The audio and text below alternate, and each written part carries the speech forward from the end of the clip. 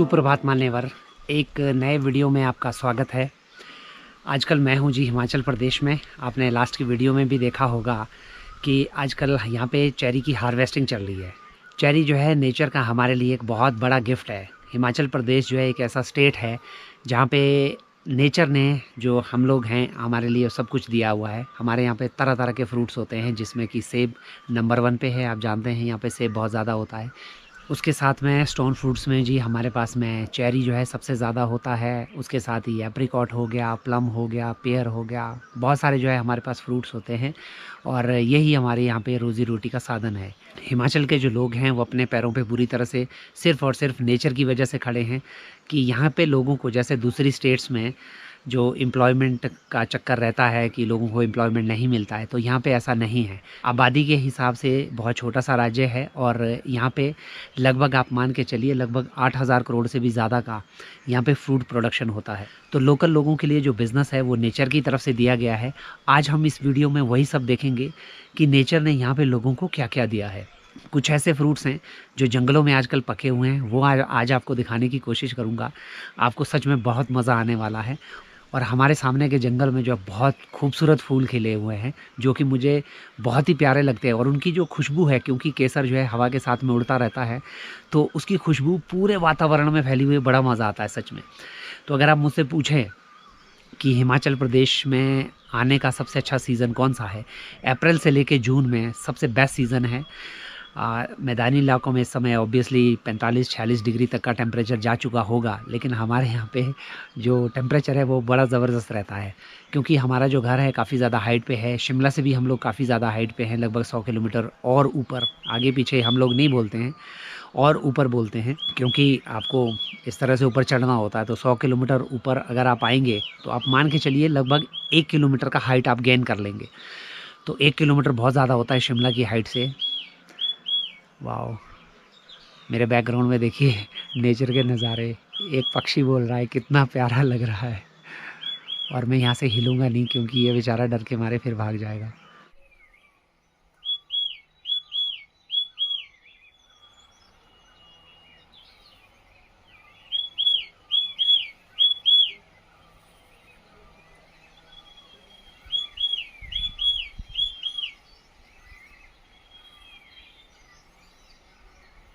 तो हम लोग यहाँ पे जी नेचर के ठीक बीच में रहते हैं। और जैसा मैं आपको बता रहा था, हिमाचल प्रदेश जो है काफ़ी समृद्ध है। हमारे हिमाचल में कहा जाता है कि हिमाचल के लोग अमीर है और यहाँ की सरकार गरीब है, और ये बात सच में भी है। हिमाचल के लोगों को आपने कभी ऐसे प्रोटेस्ट करते हुए सुना नहीं होगा कि कहीं पे कोई बड़े प्रोटेस्ट हो रहे हैं सरकार के अगेंस्ट में। यहाँ जो सरकार, अभी सरकार ने 15% किराया बढ़ाया है, तो लोगों को कोई फ़र्क नहीं है, बढ़ा लो यार, तुम्हारे पास वैसे ही पैसे की कमी है।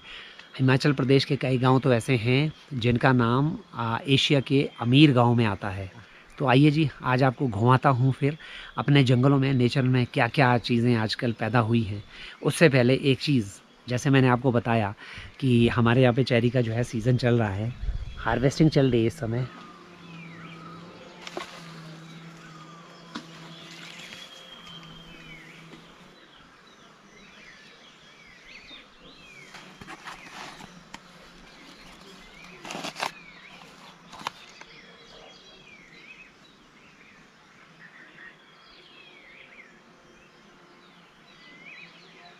तो इस समय हम लोगों को एक सबसे बड़ी जो समस्या होती है वो होती है अपने चेरीज़ को बचाने की। अभी कल क्या रात को क्या होता है कि मेरे बगीचे में, ये दरअसल मेरा चेरी का बगीचा है जी जो आपके सामने है, तो यहाँ पे भालू ने आक्रमण किया। तो इस बार थोड़ा सा मेरी भी कमी रही कि मैंने थोड़ा सा लाइटली लिया, और कल रात को भालू ने एक ऐसे पेड़ को ख़त्म किया जिसको हमें मॉर्निंग में हार्वेस्ट करना ही था। और सबसे पहले आपको थोड़ा सा दिखा देता हूँ, एक छोटा सा पेड़ यहाँ पे भी है। पहले उसने टेस्ट किया इस चेरी को, या देखिए यहाँ से इसने तोड़ दिया है। इस वाली चेरी में उसको मज़ा नहीं आया, तो अब मैं आपको दिखाता हूँ कि उसने असल में किया क्या है।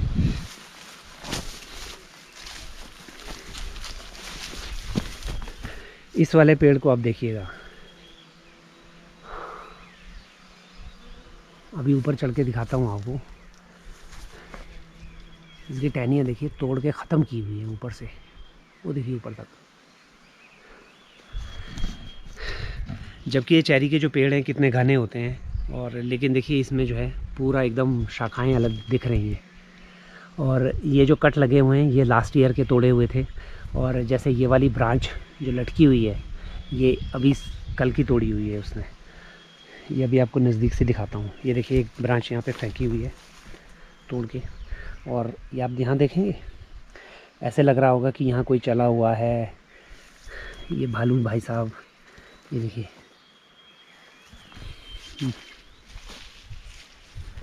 देखिए,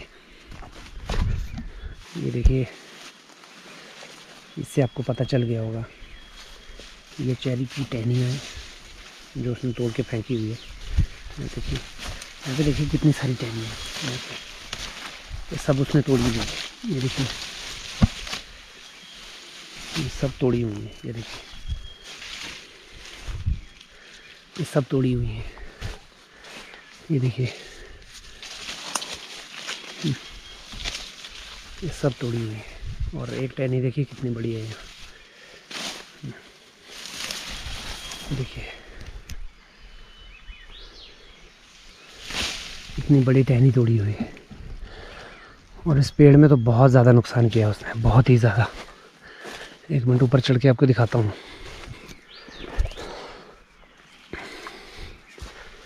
आप देखेंगे ऊपर बहुत सारी टहनी अभी नीचे नहीं गिरी हैं। ये वो टहनी है जो इसने तोड़ी है।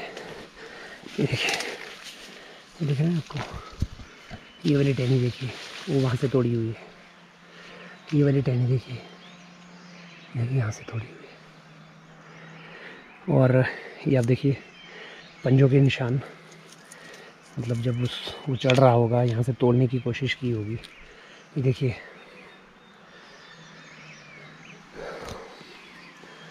मतलब इतना नुकसान किया हुआ है। और अगर मैं ऊपर चढ़ूँगा इसमें, ऊपर देखिए कितने सारे, देखिए ऊपर तक गंजे किया हुआ है, पूरा पूरा पेड़ ख़त्म किया हुआ है। अब समस्या ये आती है कि अगर वो सिर्फ चेरी खाए तो हमें कोई दिक्कत नहीं है, लेकिन चेरी के साथ साथ में वो पेड़ का नुकसान कर देता है, जो इस पेड़ की सेहत के लिए ठीक नहीं है।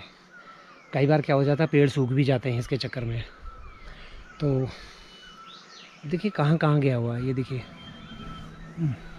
तोड़ा हुआ है यहाँ से, ये तोड़ा हुआ है, देखिए यहाँ से ये नाखून के निशान है। देखिए यहाँ से तोड़ने की कोशिश की गई है।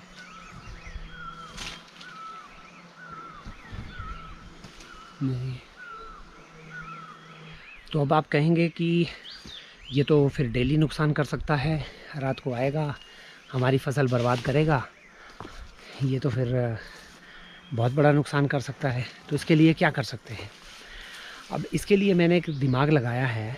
दिमाग ये लगाया है कि तो भालू की जो सूंघने की शक्ति होती है, स्निफिंग पावर, वो बहुत ज़्यादा होती है। वो यहाँ पे सूंघ के आता है। जैसे ही ये चेरी पक जाती हैं तो इनसे एक हल्की सी फ्रेगरेंस छोड़ती हैं, स्वीट फ्रेगरेंस, तो वो इसको आकर्षित करती है और वो ढूंढता हुआ आ जाता है। तो अगर मैं ऐसा कुछ करूँ कि वो जो फ्रेगरेंस है उसका उलट कर दूँ, यानी कि उसको दुर्गंध आए और उसको छोड़ के भाग जाए, तो ठीक वो दिमाग मैंने लगाया है। अब मैंने क्या किया है जी, मैंने एक लिक्विड लिया है जिससे बहुत ज़्यादा दुर्गंध आती है, हालांकि वो केमिकल है। अब भालू क्या करेगा, जब भालू उसको सूंघेगा तो उस पेड़ के पास में आएगा ही नहीं। अब मैं आपको दिखा देता हूँ मैंने क्या किया है। छोटी बोतल में वो थोड़ा सा केमिकल लिया है और यहाँ पे आके बांध दिया है। ये आप देखिएगा,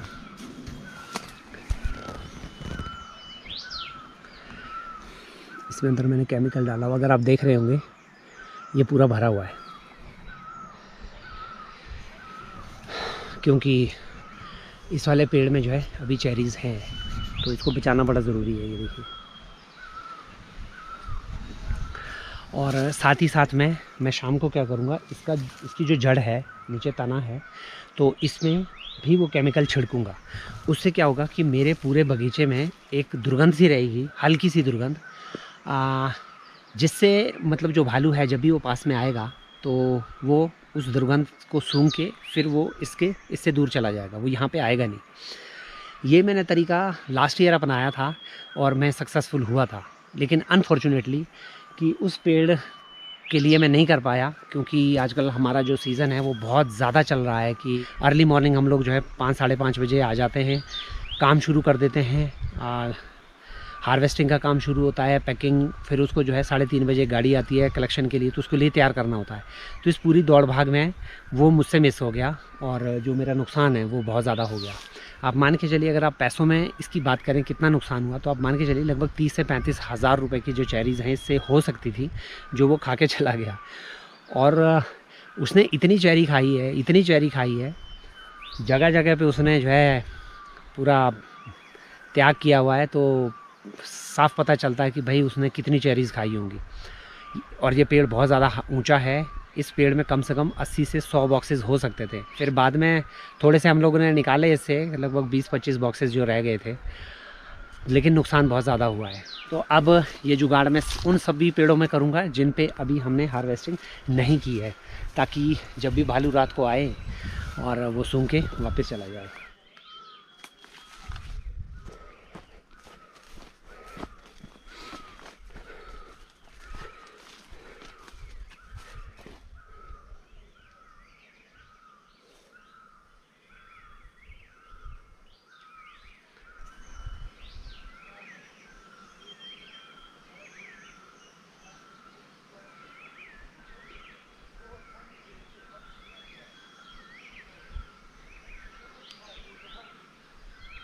और एक बात और, जो सेब आप अगस्त के बाद खाने वाले हैं वो अभी तक कितने बड़े हो चुके हैं वो आइए आपको दिखाता हूँ। ये है जी, तो अभी फ़िलहाल ये इतना बड़ा सेब हुआ है अभी ये सारे जो सेब हैं ये ग्रीन कलर के आपको देखने को मिलेंगे। जुलाई में इसमें रंग आना शुरू हो जाएगा।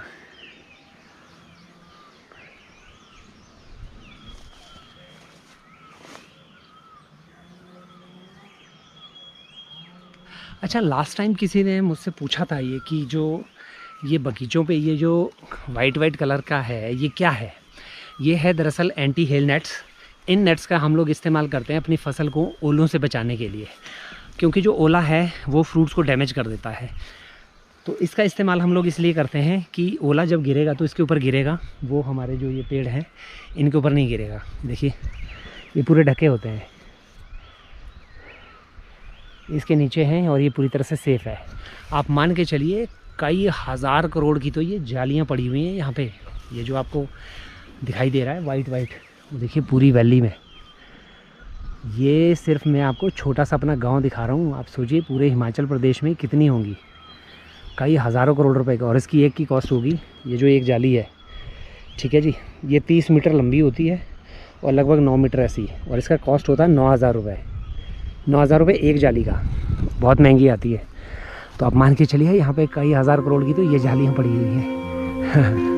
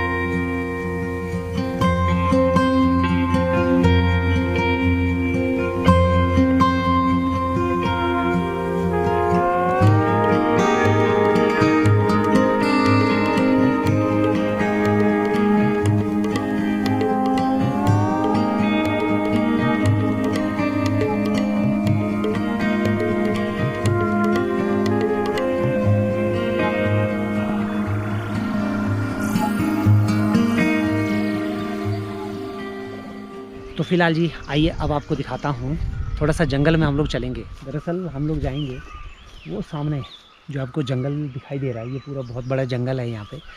तो यहाँ पे भी हमारा एक खेत है साथ में ही, तो वहाँ आपको लेके चलता हूँ और आपको दिखाऊंगा कि जंगल में आजकल कुछ फ्रूट्स आए हुए हैं। दरअसल कुछ देशों में ये जो फ्रूट्स हैं बहुत फेमस है, जैसे कि खास करके रशिया या सेंट्रल एशिया के जो देश हैं वहाँ पे ये जो फ्रूट है बहुत फेमस है। तो हमारे यहाँ पे भी हिमाचल में होता है ये, लेकिन ज़्यादातर लोगों को इसके बारे में पता है नहीं। तो आइए वो फ्रूट आज आपको दिखाता हूँ, और खाने में बड़ा टेस्टी होता है। बचपन में हम लोग बहुत खाते थे ये। और अभी एक और फ्रूट है वो आने वाला है, वो दरअसल होता है स्ट्रॉबेरी फैमिली का, यहाँ लोकल भाषा में उसको भुमड़ा कहते हैं। और जो फ्रूट अभी मैं आपको दिखाने वाला हूँ वो उसको हम लोग यहाँ पे कहते हैं हिसर।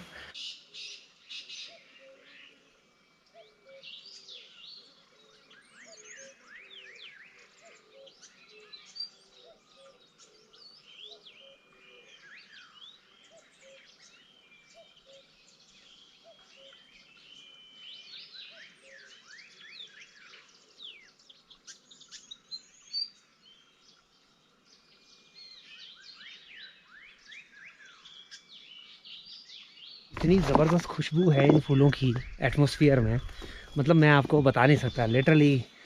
काश ऐसी कोई टेक्नोलॉजी होती कि मैं इसको भी रिकॉर्ड कर पाता और आप इसको सूंघ पाते, मतलब ज़बरदस्त। अब देखिएगा कितने सारे फूल हैं यहाँ पे, देखिए ये वाइट कलर के आपको दिखाई दे रहे हैं।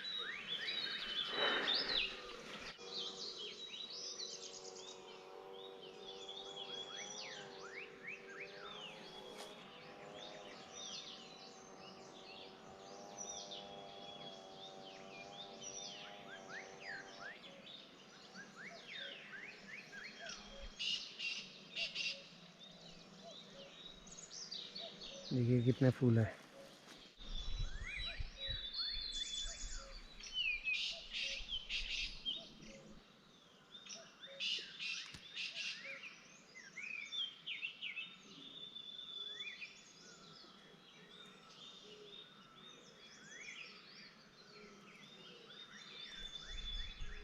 और अब जी मैं पहुंचने वाला हूं जहां पे वो फ्रूट मुझे देखने को मिलेगा। दरअसल ये झाड़ियों पे ये भी होता है फ्रूट, और सेंट्रल एशिया और रशिया में इसको बोलते हैं मलिना, मलिना।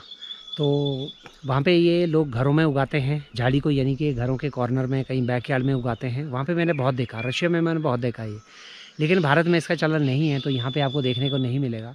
ये है जी वो फ्रूट, और यहाँ पे काफ़ी ज़्यादा लगा हुआ है। आप देखिए इसको खाने में बड़ा मज़ा आता है। ये वाला जो है ऑरेंज टाइप का है, और कुछ एकदम आप कह सकते हैं कि रेड कलर की होती है। तो ये वाला जो है बड़ा मज़ेदार होता है सच में।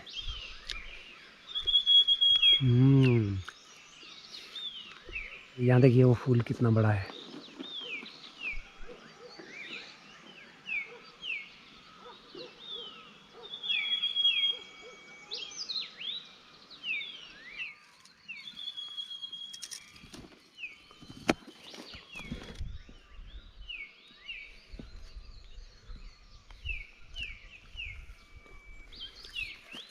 और एक ही इसी की फैमिली का ये वाला कांटा है, इसमें आप देखिए अभी फूल आने वाले हैं और ये फल बनने वाले हैं।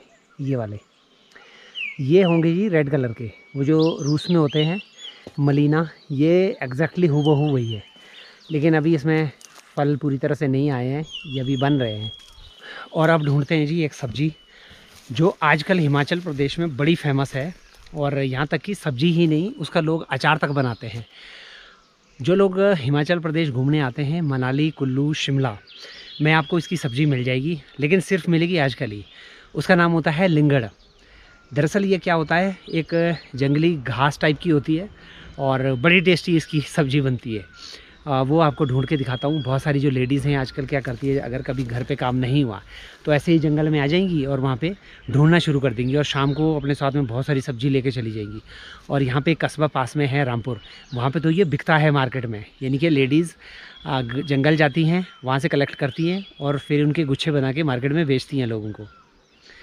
तो चलिए वो भी ढूंढते हैं फिर।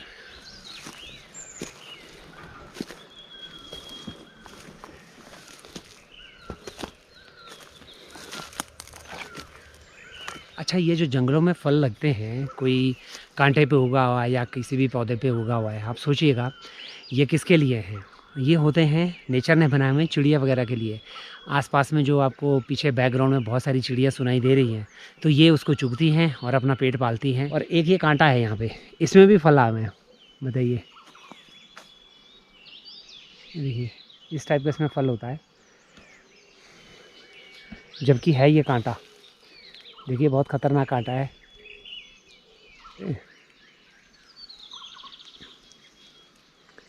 देखिए पत्तों के साथ साथ में अब ये धीरे धीरे पकेंगे और अलग अलग तरह के कलर के हो जाएंगे और फिर चिड़िया इनको खाएगी। हाँ देखिए कितने सारे हैं।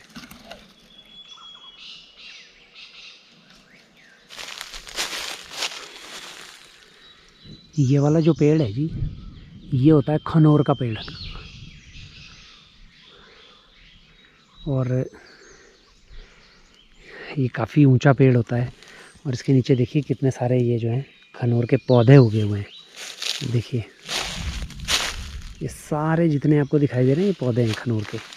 दरअसल इसकी इतनी बड़ी गुठली होती है, फल होता है दरअसल वो नीचे गिरता है और फिर ये उगाते हैं। ये आपको एक दिखा भी देता हूँ, देखिए कितना बड़ा पेड़ है।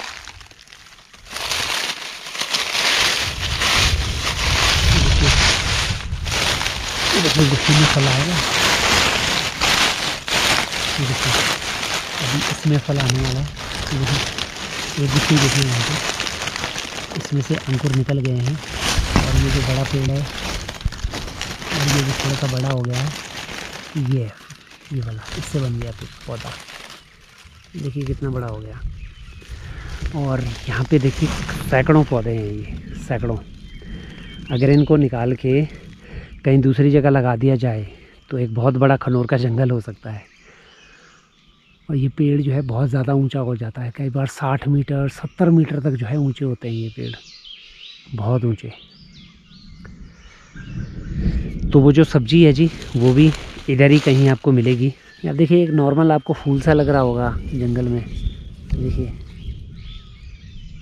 और पक्का ये कोई ना कोई एक जड़ी बूटी होगी, कोई ना कोई। और तरह तरह के आपको पौधे मिलेंगे यहाँ पे।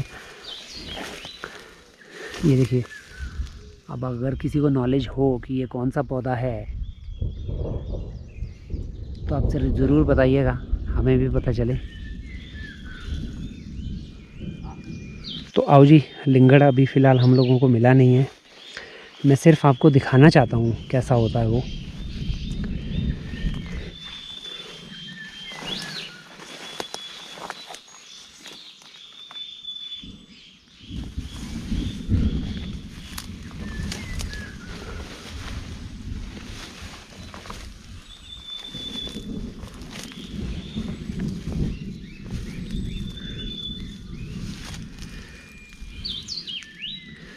ये देखिए जी, ये वो सब्जी है, इसको लिंगड़ बोलते हैं।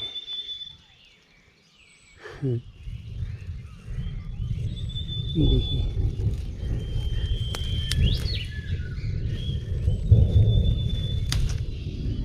ये है जी लिंगड़। इसकी सब्ज़ी बड़ी न्यूट्रिशियस, बहुत ही टेस्टी होती है। यहाँ पे झाड़ियों के बीच में आपको ये मिल जाएंगी, कहीं पे भी मिल जाती है ये तरह तरह की सब्जियाँ। तो इस टाइप का, ये सिर्फ आपको दिखाने के पर्पज़ से था। ये है लिंगड़ की सब्ज़ी। तो इस तरह से हमारी ज़िंदगी है जी यहाँ पे हिमाचल प्रदेश में। हमारे लिए नेचर ने सचमुच बहुत कुछ दिया है, बहुत कुछ दिया है। हमारी अर्निंग से लेके हमारे खाने पीने तक सब कुछ हमारा नेचर में आपको मिलेगा। इसी तरह के नेचर के जो वीडियोस हैं ये मैं आपके लिए बनाता रहूँगा। मिलेंगे फिर एक और नए एक्साइटिंग वीडियो में। तब तक के लिए आप सब लोगों का बहुत बहुत धन्यवाद।